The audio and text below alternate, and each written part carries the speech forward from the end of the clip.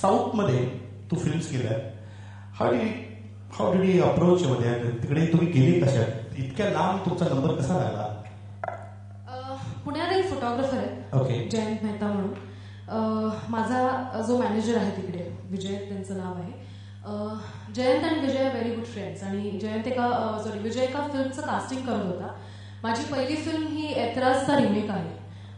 प्रियंका चोप्रा, करीना कपूर आणि अक्षय कुमारनी जी फिल्म केली होती ऐतराज, त्याचा रिमेक आहे तो. आणि त्यात मी करीनाची भूमिका करत होती, who is a lawyer in the film. तर त्यासाठी कास्टिंग चालू होतं आणि मला विजयचा फोन आला की असं आहे, हा रोल असा असेल, तो करणार का?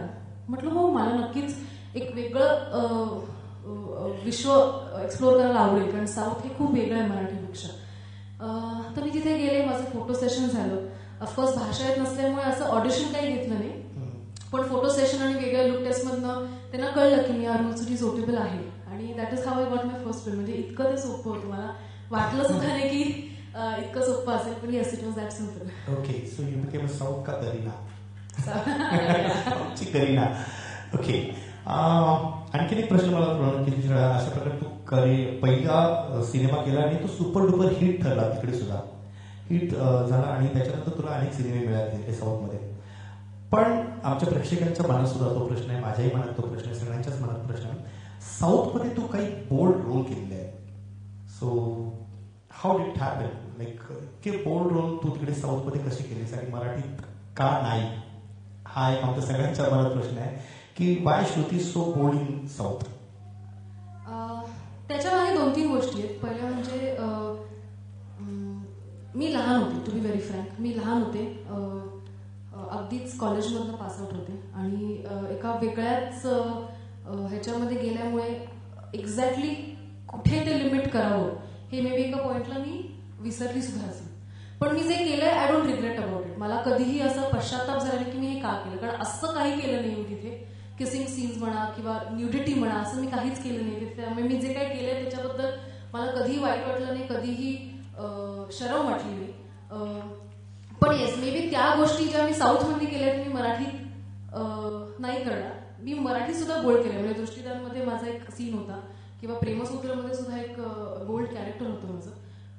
पण मे बी तेवढं करणार नाही जितकं मी साऊथमध्ये केलेलं आहे.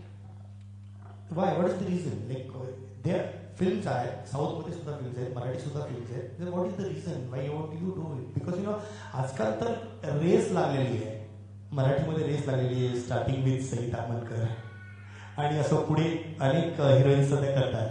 So why not? कारण सगळ्यांची अपेक्षा किंवा सगळ्यांना वाटतं की अरे मराठीतली एक सुंदर हिरोईन म्हणजे श्रुती मराठे.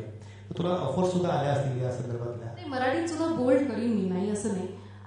पण मला एक मेन कारण मी साऊथमध्ये इतका बिंदासपणे करू शकले त्याचं एवढंच कारण होतं की तिथे कोणीच ओळखत नाही. म्हणजे तिथे कोणीही माझे नातेवाईक नाहीये, तिथे कोणी माझे मित्रमैत्रिणी नाहीये, तिथे कोणी माझे आई वडील नाहीये, तिथे कोणीच नाही. When I do it, I simply do it for the audience. मला त्यांच्यासाठी एंटरटेनमेंट म्हणून करायचं असतं.